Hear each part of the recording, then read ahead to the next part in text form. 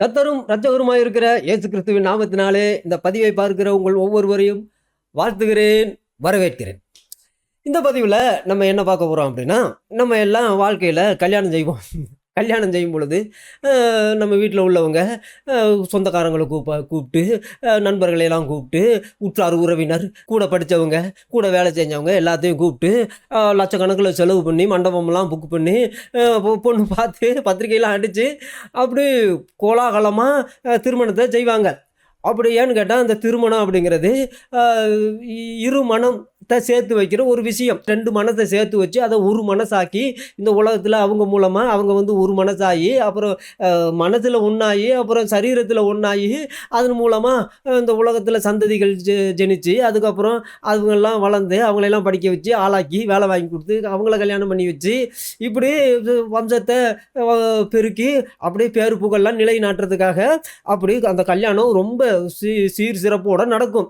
அப்போ ஊரில் உள்ளவங்க எல்லாரும் தெரிஞ்சவங்க எல்லாரும் அவங்கள வாழ்த்தி எதிரியாக இருந்தாலும் நல்லா சாமி அப்படின்னு வாழ்த்தி அவங்க 16 பெற்று பேர் வாழ்க அப்படின்னு சொல்லி அப்படிலாம் வாழ்த்துவாங்க. அந்த இருமணமாக இருந்தது அதை ஒரு மனசை ஆன பிறகு அதை திருமணம் அப்படின்னு சொல்லி இந்த உலகத்தில் அவங்க கல்யாணம் பண்ணுவாங்க. இந்துக்கள் கல்யாணம் பண்ணுறது நமக்கு தெரியும். அவங்க அக்கினிக்கு முன்னாடி தன்னுடைய இல்லை ஊராருக்கு முன்னாடி சாட்சியாக என்ன செய்வாங்க, கல்யாணம் பண்ணுவாங்க. துரோகம் செஞ்ச அக்கினி உன்னை பறிச்சிக்கும், அக்கினி தான் சாட்சி அப்படின்னு சொல்லுவாங்க. அதே போல் கிறிஸ்தவர்கள் கல்யாணம் பண்ணும்போது அப்படி தான் வாழ்விலும் தாழ்விலும் சுகத்திலும் துக்கத்திலும் அப்புறம் இன்னும் வானத்தையும் பூமியும் சாட்சியாக வச்சு பரிசுத்தவான்களை சாட்சியாக வச்சு சபையாரை சாட்சியாக வச்சு ஆலயத்தில் வச்சு அவங்க கடவுளுக்கு முன்னாடி பைபிளை பரிமாறி ஒருத்தருக்கு ஒருத்தர் பைபிளை கொடுத்து அவங்க என்ன செய்வாங்க, கல்யாணம் அவங்க லட்சக்கணக்கில் சாப்பாட்டுக்காக செலவு பண்ணுவாங்க. பயங்கர கோலாகலமாக கொண்டாட்டமாக இருக்கும் எல்லாருக்கும். ஏன்னு கேட்டால் வாழ்க்கையில் ஒரு தடவை தான் திருமணம், அதுக்கடுத்து திருமணம் அப்படிங்கிறது இல்லை. கடைசி வரைக்கும் இவங்கள தான் இனிமேல் நான் வேறு ஒருத்தையை பார்க்க மாட்டேன் அப்படின்னு இவனும் சாட்சியெல்லாம் சொல்லி அப்படி தான் அவங்க கடைசி வரைக்கும் இருப்பாங்க. இதுதான் நமக்கு தெரியும்.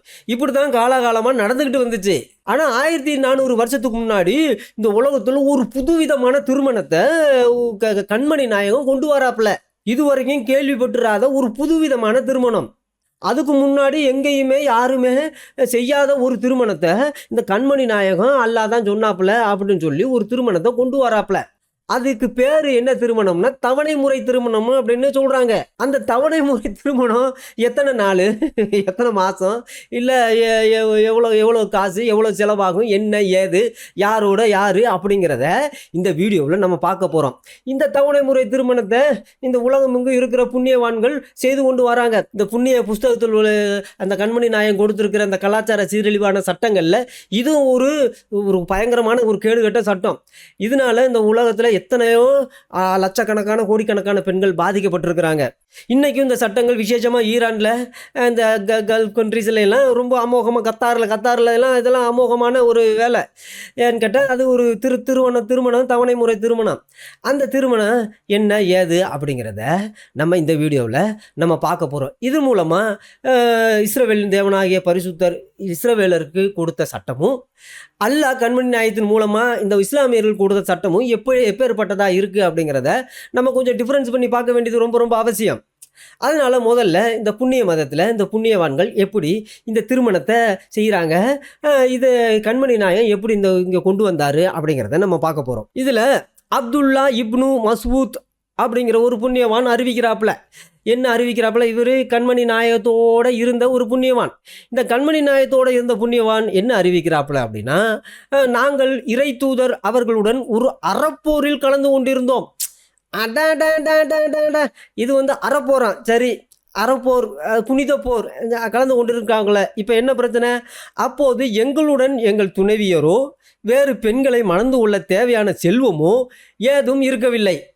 சரி, அதனால எனவே நாங்கள் இறை தூதர் அவர்களிடம் ஆண்மை நீக்கம் செய்து கொள்ள நாங்கள் காயடித்து கொள்ளலாமா என்று அவரிடத்தில் கேட்டோம் அப்படின்னு சொல்கிறாப்புல. யார், இந்த அப்துல்லா அப்படிங்கிற ஒரு புண்ணியவான். என்ன செஞ்சுருக்காங்க, இவங்க போருக்கு போயிருக்காங்க.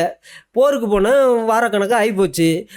வீட்டில் செக்ஸுக்கு அடிமையான பாலுறவுக்காக அடிமைகளை வீட்டில் விட்டுட்டு வந்துட்டாங்க. கல்யாணம் பண்ணி மனைவிகளை வீட்டில் விட்டுட்டு வந்துட்டாங்க. வழக்கறம் சொந்தமாக்கி வேறு ஒரு போர்லையெல்லாம் போய் ஆம்பளையெல்லாம் வெட்டி கொண்டுபிட்டு அவனுடைய பொண்டாட்டிகளை அக்கா தங்கச்சிகளையெல்லாம் கூட்டிகிட்டு வந்து வீட்டில் பொண்டாட்டி ஆக்கி வச்சுருக்குறாங்க. இப்போது எல்லாமே எங்கே இருக்காங்க அப்படின்னா இப்போ வீட்டில் இருக்கிறாங்க. இப்போ வீட்டை விட்டு இவங்க வந்திருக்காங்க. இப்போ பொண்டாட்டியை நினச்சி இந்த அடிமை பெண்களை நினச்சி இவங்களால நைட்டும் பகலும் தூக்கம் இல்லாமல் இருந்திருக்கிறாங்க. ஐயோ என்னடா இது நம்மக்கிட்ட என்கிட்ட பசி வந்துச்சு அப்படின்னா கழுதை அடித்து இவங்க வெட்டி சாப்பிடுவாங்க. ஆனால் இப்போ இந்த பசி வந்துருச்சு, இந்த காம பசியை தீர்க்கணுமே, என்ன செய்கிறதுன்னு தெரியல. இப்போ யுத்தம் செய்யணும். இப்போ கண்மணி நாயகம் இப்போ புனித போர் அறப்போராச்சு. அல்லாஹ் வந்து அறப்போரில் இறக்கி விட்டாப்புல. இப்போ அந்த அறப்போர் செய்யலை அப்படின்னா வந்து அல்லாஹ் வந்து சூனபதிக்கு ஏற்றுக்கிற மாட்டாப்புல. அங்கேயும் கன்னிகளும் கிடைக்காது, நரகத்தில் போட்டு வறுத்துருவாப்புல. அதனால இவங்களுக்கு என்ன செய்யறதுன்னு தெரியல. ஐயோ இப்படி காம பசி பயங்கரமாக பற்றி எரியுதே அப்படின்னு நேராக கண்மணி நாயத்திட்ட போயிருக்காங்க.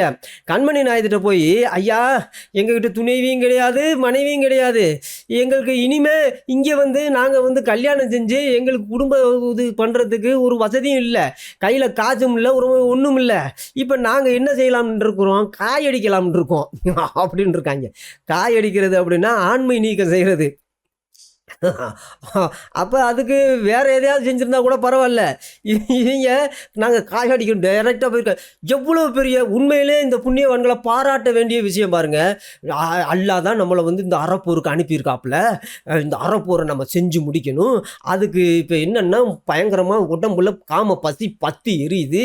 இப்போ இதை அடக்கணும்னா இப்போ அதை அடக்காமல் போகிறது என்ன இப்போ நம்மக்கிட்ட தான் மனைவிகளும் இல்லையே, அடிமை பெண்களும் இல்லையே, என்ன செய்கிறது அப்படி வேறு வழி இல்லாமல் அப்படின்னு பயங்கரமாக வேறு வழியெல்லாம் பசிக்கும் பொழுது கழுதை பிடிச்சி வெட்டி கடிச்சு தின்றுருக்காங்க.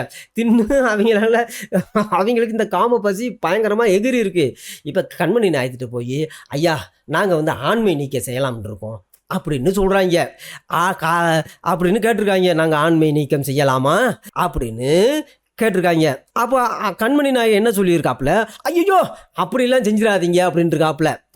நபிசல் அவர்கள் தடை விதித்தார்கள். இது வந்து என்கிட்ட அல்லாவும் தடை விதிப்பாப்புல, கண்மணி நாயகம் தடை விதிப்பாப்புல.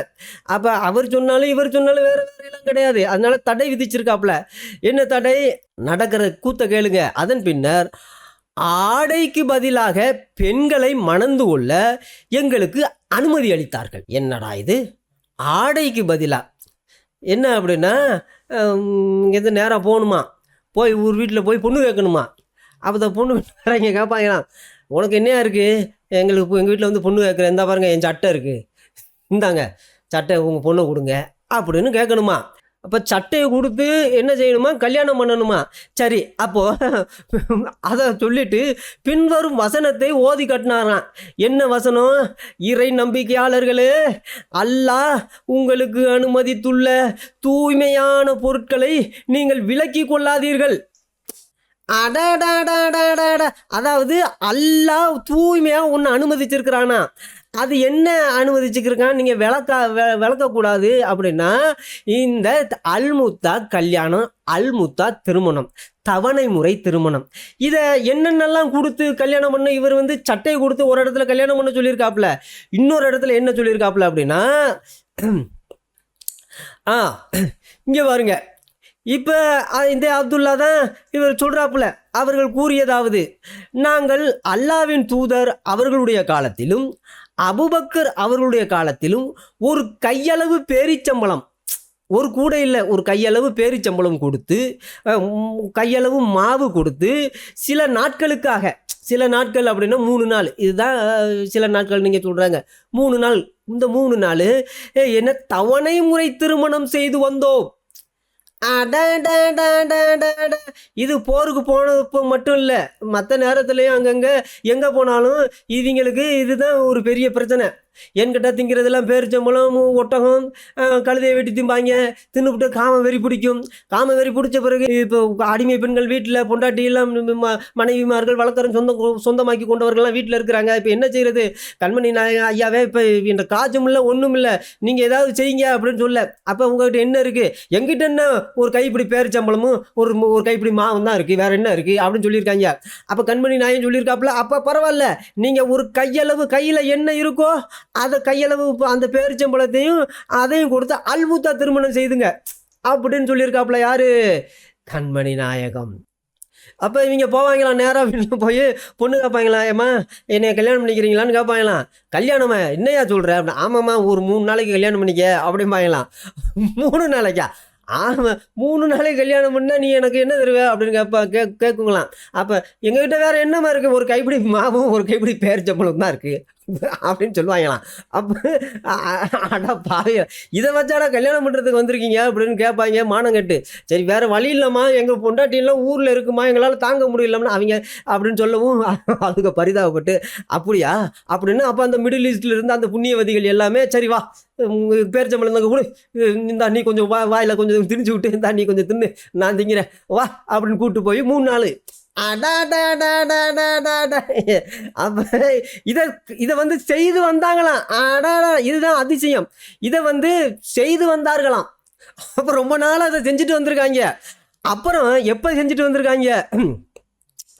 அல்லாவின் தூதர் காலத்திலும். அதுதான் விஷயம். அல்லாவின் தூதர் யாரு? இந்த கண்மணி அவர்கள் காலத்திலும். அப்புறம் அபூபக்கர் அவர்கள் காலத்தில். அபூபக்கர்னா கண்மணி நாயத்துக்கு போன பிறகு இந்த ஆயிஷாவுடைய அப்பான்னு நினைக்கிறேன் அபூபக்கருங்கிறவர். அப்போ அவங்களுடைய காலத்துல எல்லாம் என்ன இவங்க யுத்தத்துக்கு போயிருக்காங்க, அவங்களும் யுத்தத்துக்கு போயிருக்காங்க. அப்படி யுத்தத்துக்கு போகும்போது கண்மணி நாயத்தினுடைய காலத்தில் எப்படி இவங்களுக்கு காமவெறி பிடிச்சி இவங்க போய் இந்த பேரிச்சம்பழத்தையும் மாவையும் கொடுத்து கல்யாணம் பண்ணி 3 நாள் அந்த கல்யாணத்தையே திருமணத்தையே அவமானப்படுத்தி விட்டாங்க இவங்க. அப்படி கல்யாணம் பண்ணி இந்த 3 நாளில் படுத்திருந்து எந்திரிச்சு வருவாங்க. அப்புறம் இது வந்து வீட்டில் இருக்கிற பொண்டாட்டிகளுக்கு தெரியாது. இதுதான் பெரிய அதிசயமே. கல்யாணம் பண்ண பொண்டாட்டிகளுக்கு வீட்டில் திருமணம் செஞ்ச பொண்டாட்டிகளுக்கு இது தெரியாது. தான் புரிச்சேன் எங்கே போயிருக்கான், யுத்தத்துக்கு போயிருக்கான் அப்படின்னு அல்லாவே காப்பாற்றுன்னு இவங்க ஓதிக்கிட்டு இருப்பாங்க. அவன் அங்கே போய் என்ன செய்ய, பசி தாங்க முடியாமல் காம பசி எடுத்து போய் பேரிச்சம்பழத்தை கொடுத்து அங்கே பொம்பளைகிட்ட படுத்து எந்திரிச்சு வர்றது. போனது எதுக்கு? யுத்தத்துக்கு. என்ன போர்? அறப்போர், புனித போறான். இப்போ இதை யார் அனுமதி கொடுத்துருக்காப்புல? அல்லாஹ் அனுமதி. இந்த உலகத்தையெல்லாம் படைச்ச அல்லாஹ் அனுமதி கொடுத்துருக்காப்புல. நீங்கள் இப்படி செய்யுங்க, எனக்காக அறப்போர் செய்கிற உங்களுக்கு நான் வந்து சுவனபதியில் உங்களுக்கு 72 கன்னிகளையே நான் கொடுக்குறேனே. ஏன் இந்த தவணை முறை திருமணம் 3 நாள் திருமணம் செஞ்சுக்கிட்டு அப்படி இருக்கு, பேரிச்சம்பழத்தை கொடுத்து அட்ஜஸ்ட் பண்ணிட்டு வாங்க. என்ன ஒரு இதனால தான் கண்மணி நாயகத்தை இந்த மனித குலத்திற்கு கொடுக்கப்பட்ட, மனித குலத்திற்கு அல்லாவால் அனுப்பப்பட்ட ஒரு மெர்சி, ஒரு இரக்கம், ஒரு கருணை அப்படின்னு சொல்கிறாங்க. ஏன்னு கேட்டால் இந்த காம பசியெல்லாம் எப்படி தீர்க்கிறது அப்படிங்கிற எல்லா விதமான வழி வகைகளையும் ஏற்படுத்தி கொடுக்குறாப்புல இந்த கண்மணி நாயகம். அதனால தான் இந்த புண்ணியவான்கள் எல்லாருமே இந்த பயங்கரவாதிகளாக தீவிரவாதிகளும் கடத்திட்டு போனால் முதல் வேலையை அவங்க கற்பழிக்கிறாங்க. அதை பற்றி கவலைப்பட. ஏன்னு கேட்டால் கண்மணி நாயகம் இதைத்தான் செஞ்சாப்புல, அந்த சகாபாக்கள் இதைத்தான் செஞ்சாங்க. கண்மணி நாயத்துக்கு பிறகு அபூபக்கர் காலத்துலையும் இதைத்தான் செஞ்சாங்க. அதனால நம்மளும் செய்கிறதுல என்னையா தப்பு அப்படின்னு இப்போவும் ஐயோ பாவம் அப்படிங்கிற இதெல்லாம் கிடையாது இவங்களுக்கு. ஏன்னு கேட்டால் எங்கள் கண்மணி நாயகமே செஞ்சார், அவங்க அவரே அனுமதி கொடுத்துருக்காப்புல, அப்புறம் நாங்கள் செஞ்சா என்ன அப்படின்னு இன்னைக்கும் இந்த புண்ணிய இந்த பயங்கரவாதிகள், இந்த தீவிரவாதிகள் இந்த பெண்களை கடத்திட்டு போனால் வயசானவங்களும் சரி குழந்தைகளையும் சரி இவங்க விட மாட்டாங்க. அப்படிப்பட்ட கீழ்த்தரமான ஜென்மங்கள். சரி, அப்போ இப்போ என்னென்ன கொடுத்துருக்காங்க? பேரிச்சம்பழம்லாம் கொடுத்து இந்த வேலையை செஞ்சுருக்காங்க. அல்முத்தா திருமணத்தை கல்யாணத்தை கேவலப்படுத்தி விட்டாங்க. அப்புறம் உமர் அலி அவர்களது ஆட்சியில் அப்புறம் அமர் பின் ஹுரஸ் என்னும் அலி அவர்கள் தொடர்பான விஷயத்தில் அத்திருமணத்திற்கு தடை விதித்து விட்டார்கள். அப்போ இது கண்மணி நாயகன் தடை விதிக்கலை. கண்மணி நாயகத்தினுடைய காலத்திலையும் அபூபக்கர் காலத்திலையும் இவங்க இந்த தவணை முறை திருமணம் அப்படின்னா 3 நாள் திருமணம், பேரிச்சம்பழத்தையும் ஒரு கைப்பிடி மாவையும் கொடுத்து அங்கே போய் 3 நாளாக இந்த பொம்பளைகளோட இருந்துட்டு வர்றது, அதுக்கு பேர் கல்யாணமா, திருமணமா. ஆனால் அதுக்கடுத்து பிரச்சனை உண்டாயிருச்சு. ஏன்னு கேட்டால் போகிற இடத்துல எல்லாம் இதே வேலை செஞ்சு யுத்தத்துக்கு போகும் பொழுது மூட்டையாக பேரிச்சம்பழம் மாவையும் கழுதை மேலே கட்டிட்டு போகிறாங்க. என்னையா இது இத்தனை மூடையாக இருக்குது, பேரிச்சம்பழம் இத்தனை மாவு மூடையை கொண்டுட்டு வர. ஆமையா, அப்புறம் அங்கே போனால் மாதக்கணக்காக யுத்தம் செய்ய வேண்டியது வரும். அப்புறம் நம்ம கல்யாணம் எப்படி செய்கிறது? அப்போ அங்கே அதனால மூடையாக கொண்டு போகிறது. அங்கே போய் ஏன்னா ஒரு கைப்பிடி மாவும் பேரிச்சம்பளையும் கொடுத்தா அங்கே 3 நாள் இருக்கிறதுக்கு ஆள் இருக்குல்ல. அப்படி அங்கே போனது யுத்தத்துக்கு.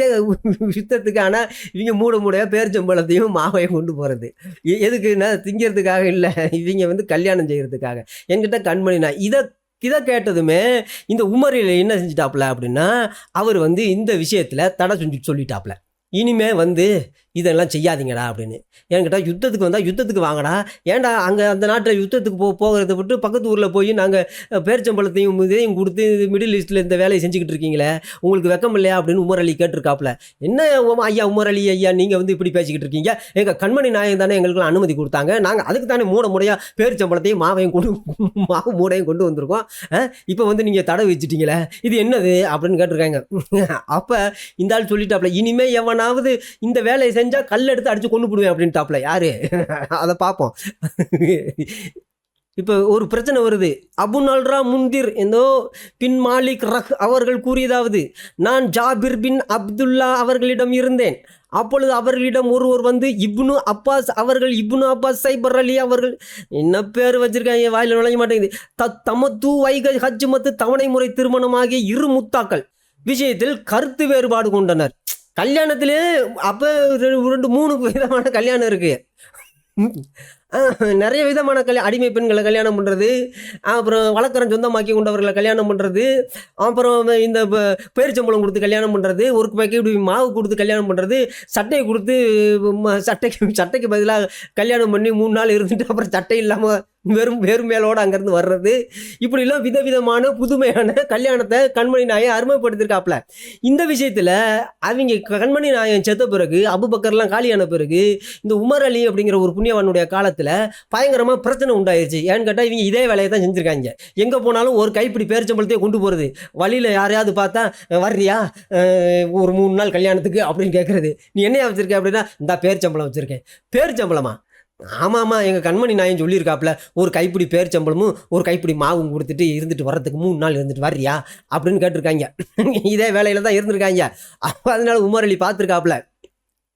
அவர் வந்து இந்த வேலையெல்லாம் செய்யாதீங்கடா, நாங்கள் இரண்டையும் அல்லாவின் தூதர் காலத்தில் செய்தோம், ஆனால் உமர் அலியின் காலத்தில் செய்யலாகாதன எங்களுக்கு தடை விதித்தார்கள், அதனால் நாங்கள் செய்கிறதில்ல. இப்போ உமர் அலி காலத்தில் அது செய்கிறதில்லையான்னு கேட்டால், இவர் எவனா செஞ்சீங்க அப்படின்னா கல் எடுத்து அடித்து கொண்டுருவேன் அப்படின்ட்டாப்புல. ஆனால் இப்போ வரைக்கும் அந்த மாதிரி ஈரானில் பேரிச்சம்பழத்தையும் ஒரு கைப்பிடி பேரிச்சம்பழத்தையும் மாவையும் கொடுத்து தான் அதை கல்யாணம் நடத்துகிறாங்களா, இல்லை காசு கொடுத்து நடத்துகிறாங்களான்னு தெரில. ஆனால் எந்த விதத்தில் அதை செஞ்சாலும் அதுக்கு பேர் தான் விபச்சாரம். வரியா ஒரு 3 நாளைக்கு இந்த பேரிச்சம்பழம், இந்த சட்டை, இந்த செருப்பு, இன்னும் அதுவெல்லாம் இல்லைன்னா ஒரு குரான் வசனத்தை ஓதிட்டு கூட போய் 3 நாள் திருமணம் செஞ்சுட்டு இருந்துட்டு வரலாமா. இப்படிப்பட்ட கேவலமான கலாச்சாரத்தை யார் அனுமதிச்சு அப்படின்னா, இந்த கண்மணி நாயகம் அல்லாஹ் சொன்னதா சொல்லியிருக்காப்புல. கடவுள் அப்படிங்கிறவன் இந்த வேலையை செய்வானா? நீங்களே கொஞ்சம் யோசிச்சு பாருங்க. ஆனால் இந்த ஷியா முஸ்லீம் என்ன சொல்கிறாங்க அப்படின்னா, கண்மணி நாயகம் இதை விளக்க கிடையாதுங்க, அவர் உயிரோடு இருக்கிற வரைக்கும் நாங்கள் அதை தான் செஞ்சுட்டு வந்தோம், அதுக்கடுத்து அபுபக்கர் காலத்துலேயும் நாங்கள் செஞ்சுட்டு வந்தோம்னு ஷியா முஸ்லீம்காரங்க சொல்கிறாங்க. அதனால தான் இந்த ஓதிருக்காங்களே வசனத்தை எல்லாம், இறை நம்பிக்கையாளர்களே, அல்லாஹ் உங்களுக்கு அனுமதித்துள்ள தூய்மையானதை நீங்கள் விளக்கி கொள்ளாதீங்க அப்படின்னா, இந்த அல்முத்தா திருமணத்தை நீங்கள் விளக்காதீங்க, இதை செய்யுங்க, காய் அடிச்சுக்கிறாதீங்க, ஆண்மை நீங்களும் செய்யாதீங்க, இதை செய்யுங்க, ஒரு கைப்பிடி பேரிச்சம்பழம் மாவு எடுத்து கொண்டு போய் கொடுத்துட்டு ஒரு 3 நாளைக்கு இருந்துட்டு வாங்க அப்படின்னு கண்மணி நாயகத்தினுடைய காலத்திலலாம் அவங்க செய்ததா சொல்கிறாங்க. ஆனால் இதில் சூனா முஸ்லீம்காரங்க என்ன சொல்கிறாங்கன்னா, இந்த முத்தா திருமணத்தை, இந்த முத்தா திருமணத்தை பற்றி, தவணை முறை திருமணத்தை பற்றி என்ன சொல்கிறாங்க, இல்லையா இந்த நம்ம கண்மணி நாயகம் வந்து நம்ம காய்பாருக்கு யுத்தத்துக்கு போய் அங்கே இருக்கிற பொக்கிஷத்தின் தலைவனை பிடிச்சி கொண்டு வந்து அவன் நெஞ்சில் பழுக்க காய்ச்சின கம்பியை வச்சு அழுத்தி அவனை சித்திரவதை பண்ணி அவனை கொண்டுபிட்டு அவனுடைய 17 வயசு வயது மனைவி சஃபியாவை எடுத்து அன்னைக்கு நைட்டே போய் கல்யாணம் பண்ணிக்கிட்டாப்புலையே. அப்படி கல்யாணம் பண்ணிக்கிட்ட அந்த அப்போ தான் வந்து இந்த அல்முத்தா திருமணத்தை தடை செஞ்சுட்டாப்புல. ஏன்னு கேட்டால் அந்த யூத பெண்கள்லாம் ரொம்ப பேரழிகளாக இருந்திருக்கிறாங்க. இதை பார்த்துட்டு கண்மணி நாயகம் வந்து இவங்க போய் தவணை முறை திருமணம் செய்யலாமா அப்படிங்கிற வேலையெல்லாம் இறங்கியிருக்காங்க. அப்போ கண்மணி நாயகி இதெல்லாம் வேணாம் அப்படின்னு தடை செஞ்சுட்டாப்புல. அப்போ கழுதையை திங்கிறதையும் அப்போ வந்து தடை செஞ்சுட்டாப்புல. யார் கழுதையை சாப்பிட்ருக்காங்க வேறு வழி இல்லாமல். ஏன்னு கேட்டால் போன இடத்துல சாப்பாட்டுக்கு வழியில் ஒன்றுக்கு வெளில கழுதை தான் இருந்திருக்கு, அடித்து கொன்று அங்கனே சுட்டு சாப்பிட்ருக்காங்க. அதே போல் மெசஞ்சர் ஆஃப் அல்லாஹ் முதல்ல வந்து பெர்மிட் பண்ணாப்புல, 3 தடவை பெர்மிட் பண்ணிருக்காப்புல, ஒரு தடவை இல்லை, முதல்ல பெர்மிட் பண்ணியிருக்காப்புல, அது பெரிய பிரச்சனையாகவும் அதுக்கடுத்து வேணான்ட்டாப்புல, அதுக்கப்புறம் அனுமதி கொடுத்துருக்காப்புல, அதுவும் பெரிய பிரச்சனையாகவும் அதையும் வேணான்ட்டாப்புல, அப்புறம் கொஞ்சம் காலம் கழித்து அனுமதி கொடுத்துருக்காப்புல, ஏன்னு கேட்டால் வேறு வழி இல்லாமல், அப்புறம் அது பயங்கரமான பெரிய பிரச்சனையாகவும், அப்புறம் கடைசியாக என்ன செஞ்சிட்டாப்புல, மொத்தமாக வேணாம்ட்டாப்புல அப்படின்னு யார் 3 தடவை பெர்மிட் பண்ணிட்டு கடைசியில் அதை வேணாம்னு சொல்லிட்டாரு. இது வந்து அல்லாவினால் வந்தது. அதுதான் விஷயமே. இதெல்லாம் யார் கொடுத்ததுன்னு அல்லாஹ். அதனால எவனாவது இதை ப்ராக்டிஸ் பண்ணுனா நான் வந்து கல்லெறிஞ்சு கொல்லுவேன் அப்படின்னு யார் இந்த உமர் அலி சொல்லியிருக்காப்புல. ஏன்னு கேட்டால் எங்கே பார்த்தாலும் இவங்க யுத்தத்துக்கு போகிறதுன்னா பயங்கர சந்தோஷமாக போயிருக்கும். முதல்ல எல்லாம் யுத்தத்துக்கு போகிறதுன்னா ஐயோ அவங்க அடிப்பானோ வெட்டுவானோ குத்துவானோ, என் அடிமை பெண்கள் என் வீட்டில் இருக்க பொண்டாட்டி பிள்ளைங்கள்லாம் அனாதை ஆயிருமோ அப்படின்னு இவங்க பயந்துக்கிட்டு இருந்தாங்க. ஆனால் அதுக்கடுத்து இந்த அல்முத்தா திருமணம் வந்தவர்கள் இவங்க பயங்கரமாக சந்தோஷமாக வீட்டிலேருந்து மூடையாக பேரிச்சம்பளமும் மாவு மூடையும் கட்டிட்டு போயிருக்காங்க. எதுக்கு அப்படின்னா அங்கே போன 3 நாள் இவங்க போருக்கு போவாங்களா, யுத்தம் செய்ய போனானா, அறப்போர் செய்ய போகிறானா, புனித போர் செய்ய போகிறானா, இவங்க என்னன்னா பேரிச்சம்பளத்தையும் ஒரு கைப்பிடி மாவை எடுத்துகிட்டு போகிறாங்க எங்கள் பக்கத்து ஊருக்கு. ஏம்மா வரீங்களா, நாங்கள் பேரிச்சம்பளம் வச்சுருக்கோம், அப்படி 3 நாளைக்கு வரீங்களா அப்படின்னு கூப்பிட்டுருக்காங்க. இதை பார்த்தது இந்த உமர் அலிக்கு பயங்கரமாக கோவம் வந்துருச்சு. ஏன்டா யுத்தத்துக்கு தானடா வந்தீங்க, புனித போருடா, இது அல்லாவின் போருடா, இவங்க புண்ணிய மதத்துக்குள்ள நம்மளை இவங்களையெல்லாம் சேர்க்கணும்டா அப்படின்னு இருங்க ஐயா, இந்த வர்ற எங்களால் கட்டுப்படுத்த முடியல. கண்மணி நாயன் தான் சொல்லியிருக்காருல, பேரிச்சம்பளமும் மாவும் கொடுத்தா நமக்கு 3 நாள் இருந்துட்டு வரலாம்னு, போயிட்டு வரோம்னு சொல்லியிருக்காங்க. அப்போ எல்லாரும் இதே யுத்தத்துக்கு போகாமல் இதே வேலையில் இருந்திருக்காங்க. வீட்டில் இருந்து மூடையா பேரிச்சம்பளத்தையும் மாவையும் கட்டிட்டு கழுத்து மேலே ஏற்றிட்டு போயிருக்காங்க. அதனால அந்த உமர் அலி பார்த்தாப்புல இவங்க கேட்க மாட்டாங்க. இனிமேல் எவன் அது வந்து சொல்லிட்டாப்புல ஒரே அடியா. அல்ல வந்து இந்த 3 தடவை இந்த நம்முடைய கண்மணி நாயகம் முகமது வந்து அனுமதிச்சாரு. ஆனால் அதுக்கப்புறம் வந்து அதை தடை செஞ்சிட்டாரியா அப்படின்னு யார் சொல்லியிருக்குது? இந்த உமர். அதான் தடையெல்லாம் செய்ய கிடையாது, அதான் யதார்த்தமானது. கண்மணி நாயகம் அப்போ அனுமதிச்சா அல்லாவால தான். அதுவும் குரானை ஓதிட்டேன், குரானையே ஓதியிருக்காப்புல. நீங்கள் விளக்காதீங்க, அல்லாஹ் வந்து அனுமதிச்சதை நீங்கள் என்ன விளக்குறீங்க அப்படின்னு குரான் வசனத்தையே ஓதியிருக்காப்புல. ஓதிட்டு அதை அனுமதி கொடுத்துருக்காப்புல. ஆனால் இந்த உமர் அலி வந்து இவங்க இது போருக்கு வந்தாங்க அப்படின்னா இதைத்தான் தவணை முறை திருமணம் தான் செய்கிறாங்க, கல்யாணம் செய்கிறாங்க, 3 நாளைக்கு கல்யாணம் செய்கிறாங்க. அதுக்குன்னு அப்போ அங்கே புண்ணியவதிகள் ஏகப்பட்ட பேர் அந்த ஒரு கைப்பிடி பேரிச்சம்பளத்துக்கு ஒரு கைப்பிடி மாவுக்கு இருந்திருக்கிறாங்க. அதான் பரிதாபமான ஒரு நிலைமை. அப்போ இவங்க அதை தான் செய்கிறாங்க அப்படின்னு சொல்லி அதை தடை இவர் தான் யார், இந்த உமர் அலி அப்படிங்கிறவர் தான் தடை செஞ்சிருக்காப்புல. தடை செஞ்சுட்டு எவனாவது அதை செஞ்சீங்க அப்படின்னா நான் உங்களை வந்து கல்லெறிஞ்சு கொள்ளுவேன் அப்படின்ட்டாப்புல. கல்லெறிஞ்சு கொள்ளுவேன் அல்லாஹ் சொன்னாப்புலையா?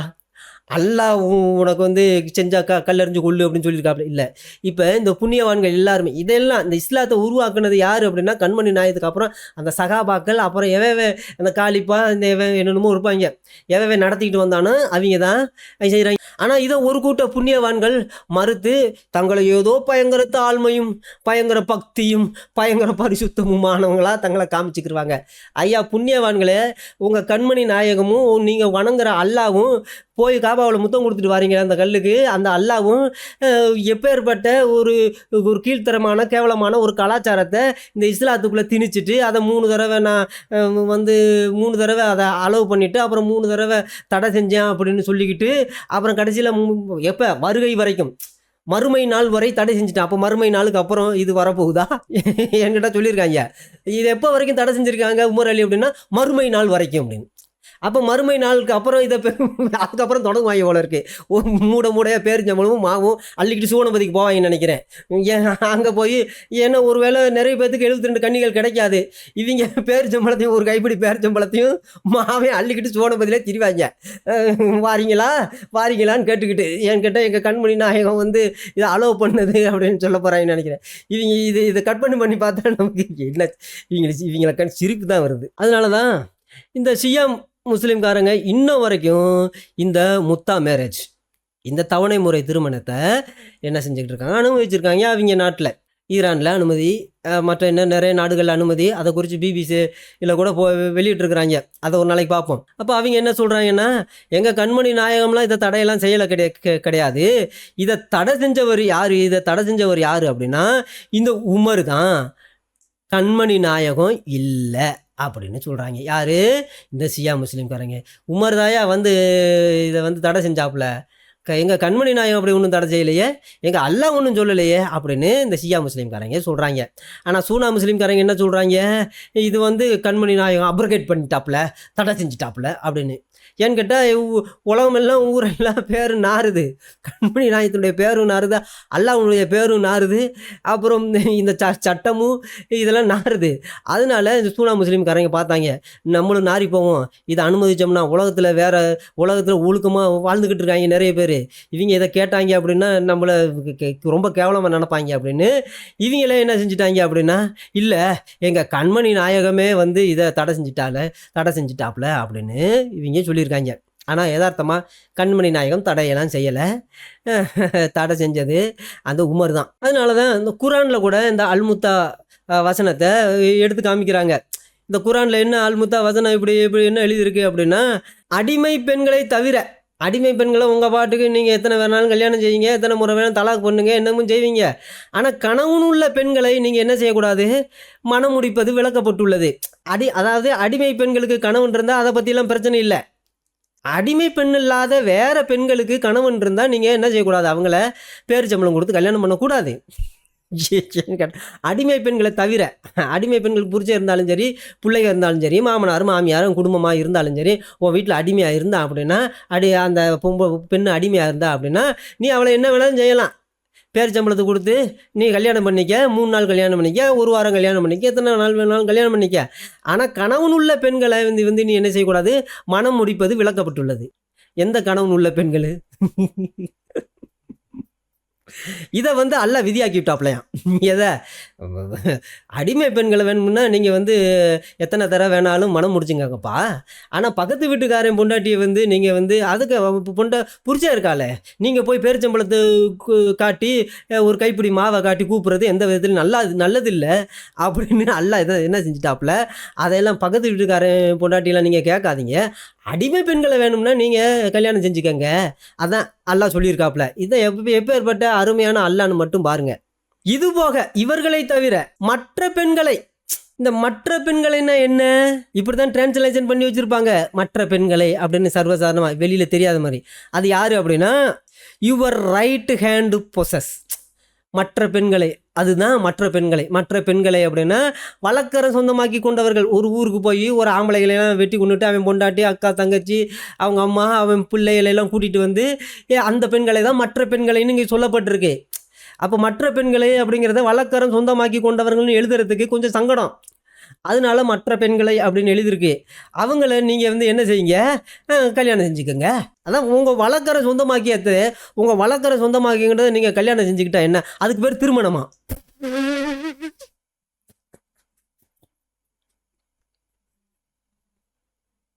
அடிமைகளை கல்யாணம் பண்ணிக்க, வழக்கரை சொந்தமாக்கிக்கின்ற கல்யாணம் பண்ணிக்க, ஆனால் பக்கத்து வீட்டுக்காரனை விட்டுரு, அவன் பொண்டாட்டியை விட்டுரு, அந்த பெண்களையெல்லாம் அல்லாஹ் வந்து தடை செஞ்சுருக்கான் அப்படின்னு சொல்லியிருக்காப்புல. அது உங்கள் செல்வங்களிலிருந்து மகரம் கொடுத்து திருமணம் செய்யுங்க. அப்போது நீங்கள் அதன் மூலம் இன்பம் அனுபவித்ததற்காக அவங்களுக்கு என்ன செய்யுங்க அப்படின்னா, அந்த கூலியை கொடுத்துருங்க. அதுக்கு பேர் தான் விபச்சாரம். காசு கொடுத்து ஒருத்திக்கிட்ட படுத்தா அதுக்கு பேர் விபச்சாரம். அதைத்தான் பாருங்க, நீ என்ன என்ஜாய் பண்ணுறியோ, அவங்ககிட்ட இருந்து நீ என்ன விதமான என்ஜாய் பண்ணுறியோ, எப்பேற்பட்ட என்ஜாய் என்று கேட்டால் ஆயக்கலைகள் 64ன்னு சொல்லுவாங்கன்னு நினைக்கிறேன். வித்தியாசமான கலைகளில் அவங்க பயன்படுத்தப்படும் பொழுது அதுக்கு ஏற்ற எந்த அளவுக்கு நீ வந்து என்ஜாய் பண்ணியோ அந்த அளவுக்கு நீ என்ன செஞ்சிடணும், டியூ கம்பன்சேஷன்.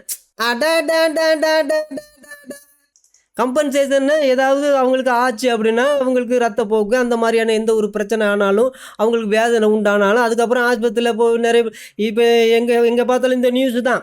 என்ன அப்படின்னா, 60 வயசு பையன், 40 வயசு பையன், 8 வயசு 9 வயசு குழந்தைகளை கல்யாணம் பண்ணியிருக்கான். கல்யாணம் பண்ணி அன்னைக்கு நைட்டு அந்த குழந்தைகள் இறந்து போச்சு.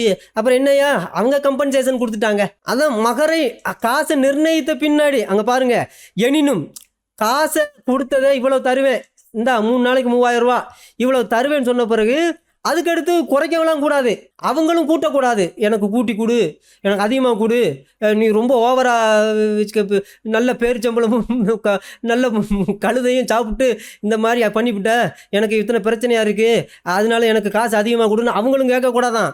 இவனும் குறைச்சி இல்லை எனக்கு அந்தளவுக்கு திருப்தி இல்லை அப்படின்னு குறைச்சி கொடுக்கக்கூடாதான். அட என்ன ஒரு அருமையான புண்ணிய சட்டம் உங்களுடைய இஸ்லாமிய திருமண சட்டம். இப்போ இதில் காமெடி என்ன அப்படின்னா, இதில் வந்து நிச்சயமாக அல்லாஹ் நன்கு அறிந்தோனும் ஞானமுடையோனுமாக இருக்கிறான். எதுக்குயா இந்த விஷயத்தில் ஞானம்? எதுக்கு அல்லாஹ் ஞானம்? இப்போ இதுக்கு ஞானம் ஒன்று தேவையா? இந்த கீழ்த்தரமான கலாச்சாரத்துக்கு ஞானம் அவசியமா? இதை தான் காமவெறி பிடிச்சவங்களே சட்டம் கொடுப்பாங்களே, எப்படிப்பட்ட விபச்சாரம் செஞ்சால் என்ன, எப்படி விபச்சாரத்துக்கு என்னென்ன செய்கிறதுன்னு இந்த மாமா வேலை செய்கிறவங்க வந்து அவங்களே சொல்லுவாங்களே. இதுக்குன்னு அல்லாஹ் ஒரு புதிய சட்டத்தையும், இதுக்குன்னு அல்லாஹ் வந்து ஒரு புதிய ஞானத்தையும் எதுவும் வச்சிருக்கணுமா? அதனால தான் இந்த சியா முஸ்லீம்காரங்க யூ என்ஜாய், நீ என்ன என்ஜாய் பண்ணுறியோ அதை கொடுத்துரு அப்படின்னு அங்கே குரானில் எழுதியிருக்கு. குரானில் எழுதியிருக்கு, ஹதீஸில் இல்லை, இந்த குரானில் எழுதியிருக்கு. அதனால இது வந்து அலோவ் செய்யப்பட்டிருக்கு. எது? இந்த திருமணம் அலோவ் செய்திருக்கு, அதனால நாங்கள் கல்யாணம் பண்ணுறோம் அப்படின்னு இந்த ஷியா முஸ்லீம்காரங்க சொல்கிறாங்க. ஆனால் சூனா முஸ்லீம்காரங்க என்ன சொல்கிறாங்க அப்படின்னா, இல்லைங்க இது வந்து கண்மணி நாயகம் அப்ரகேட் பண்ணிட்டாப்ல, தடை செஞ்சுட்டாப்ல அப்படின்னு இவங்க இன்னும் ஊற்றிக்கிட்டு இருக்காங்க. ஏன்னு கேட்டால் இந்த இஸ்லாத்தின் பேரை காப்பாற்றணுமே, வேறு வழி இல்லையே, அதனால அப்படி சொல்லிடுறாங்க. ஆனால் ஷியா முஸ்லீம்காரங்க அதெல்லாம் ஏற்றுக்கல. எங்கே கண்மணி நாயகத்தின் காலத்தில், ஆரியா கண்மணி நாயகத்தின் காலத்துலேயும் கிடையாது, அபூபக்கர் காலத்துலேயும் அதை சொல்லலை. உமர் அலி வந்த பிறகு தான் இந்த ஆள் தடை செஞ்சுருக்காப்புல. அது உமர் அலி என்ன சொல்லியிருக்காப்புல, இல்லை கண்மணி நாயகம் தடை செஞ்சுட்டாப்புல. இந்த ஆள் சொன்னால் இவனும் கேட்க மாட்டாங்கன்னு கண்மணி நாயகத்தினுடைய பேரை சொல்லிட்டாப்புல, அல்லாஹ்வினுடைய பேரையும் சொல்லிட்டாப்புல. இன்ன வரைக்கும் இந்த புண்ணியவான்கள் நம்பிட்டு வராங்க. யார்? இந்த சூனா முஸ்லீம்காரங்க இந்த உமர் அலி சொன்னதை நம்பிட்டு வராங்க. அதனால் ஷியா முஸ்லீம்காரங்க கண்மணி நாயகம் என்ன சொன்னாப்புல அதை நம்பிட்டு இருக்காங்க. அதனால தான் ஷியா முஸ்லீம்காரங்க இன்னமும் இது வேலிடு. இந்த கண்மணி நாயம், எங்கள் கண்மணி நாயம் ஆரம்பித்தது தான், அவர் சொன்னது தான், அது மாற்றுக்கிறது கிடையாது. அல்லாஹ் சொன்னது தான், அது மாற்றுக்கிறது கிடையாது. உமர் அலி வந்து தான் மாற்றி விட்டான். அதனால் இது வரைக்கும் இது வந்து வேலிடு, இந்த வசனம் வேலிடு.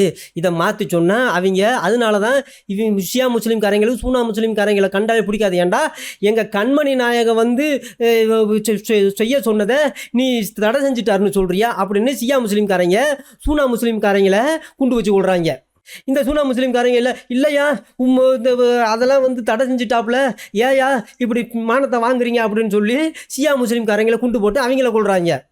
இப்படி ஷியா முஸ்லீம்காரனும் சூனா முஸ்லீம்காரனும் இந்த அல்முத்தா திருமண விஷயத்தில் மாற்றி குண்டு போட்டு செத்து விளையாண்டுக்கிட்டு இருக்காங்க. இப்படி இருக்கும் பொழுது இஸ்ரவேலின் தேவனாகிய பரிசுத்தராகிய நம்முடைய ஆண்டவர் இஸ்ரவேல் ஜனங்கள் யுத்தத்துக்கு போகும் பொழுது அவங்க எப்படி இருக்கணும் அப்படிங்கிற ஒரு வசனத்தை உபாகமம் 23வது அதிகாரத்தில் 9வது வசனத்தில் சொல்கிறாரு பாருங்க. நீ படையெடுத்து உன் சத்துருக்களுக்கு விரோதமாய் புறப்படும் பொழுது தீதான காரியங்கள் எல்லாவற்றிற்கும் விலகி இருப்பாயாக அப்படின்னு நம்முடைய தேவனாகிய கர்த்தர் சொல்கிறாரு. எங்கே? இஸ்ரவேல் ஜனங்களுக்கு தீதான எல்லாத்துக்கும் விலகிரு அப்படின்னா இந்த 10 கட்டளைகள் அதையெல்லாம் அப்படியே கை கொள்ளணும். அதில் உள்ள எந்த ஒரு பாவத்தையும் செய்யக்கூடாது. தீதான ஏன்னு கேட்டால் கர்த்தர் அவங்களுக்கு அந்த யுத்தத்தில் வெற்றியை தருவதற்காக அவங்களோட கூட இருப்பார். இவங்க இந்த வேசித்தனமும் உபச்சாரமும் செஞ்சு கர்த்தரை கோபப்படுத்தி, ஆண்டவரை கோபப்படுத்தி, அது நிமித்தமாக இவங்க சாபத்தை வாங்கி வருவிச்சு கொள்ளாத ஆண்டவர் முதல்லையே அவங்களுக்கு கட்டளை கொடுக்குறாரு. நீ படையெடுத்து உன் சத்துருக்களுக்கு விரோதமாய் புறப்படும் பொழுது தீதான காரியங்கள் எல்லாவற்றிற்கும் விலகியிரு அப்படின்னு ஆண்டவர் சொல்றாரு. ஆனால் இங்கே கண்மணி நாயகம் என்ன சொல்றாப்புல பாருங்க. இறை நம்பிக்கையாளர்களே, அல்லாஹ் உங்களுக்கு அனுமதித்துள்ள தூய்மையான பொருட்களை நீங்கள் விலக்கி கொள்ளாதீர்கள். இதையெல்லாம் விளக்காதீங்க அப்படின்னு சொல்லியிருக்காப்புல. அல்லாஹ் உங்களுக்கு தூய்மையான ஆக்கியிருக்கான். இதை இந்த அல்முத்தா திருமணத்தை புனிதமாக்கியிருக்கான். நீங்கள் விளக்கிக்காதீங்க. மேலும் நீங்கள் வரம்பு மீறாதீர்கள். என்ன வரம்பு மீறாதீர்கள்? ஒரு கைப்பிடி பேரிச்சம்பளம் கொடுத்த பிறகு அவன் வரல அப்படின்னா நீங்கள் எதையாவது செஞ்சு விடாதீங்கப்பா. ஏன்னு கேட்டால் நிச்சயமாக அல்லாஹ் வரம்பு மீறுவோரை நேசிப்பதில்லை. அதாவது இது வந்து வரம்பு மீறுறது தான். இது செய்கிறதே படுகேவலம், இதில் வரம்பு மீறுறதான். வரம்பு யாரும் மீறுவாங்களாம்? இந்த கீழ்த்தரமான கலாச்சாரத்துக்கு வரம்பு வேறு இருக்கான். அந்த வரம்பு மீறினா அல்லாஹ் நேசிக்க மாட்டாப்பலையாம். அப்போ வந்து இந்த வரம்போட ஒரு கைப்பிடி பேரிச்சம்பளம் ஒரு கைப்பிடி மாவையும் கொண்டு போய் கொடுத்துட்டு படுத்து எழுந்திரிச்சு வந்தால் அதுக்கு பேர் திருமணமா? 3 நாள் திருமணமா? அல்முத்தா திருமணமா? அதை அப்படி செஞ்சு போய் சந்தோஷமாக செஞ்சுட்டு வந்தால் அல்லாஹ் வந்து நேசிப்பாரான். என்ன ஒரு புண்ணியமான அல்லாஹ்!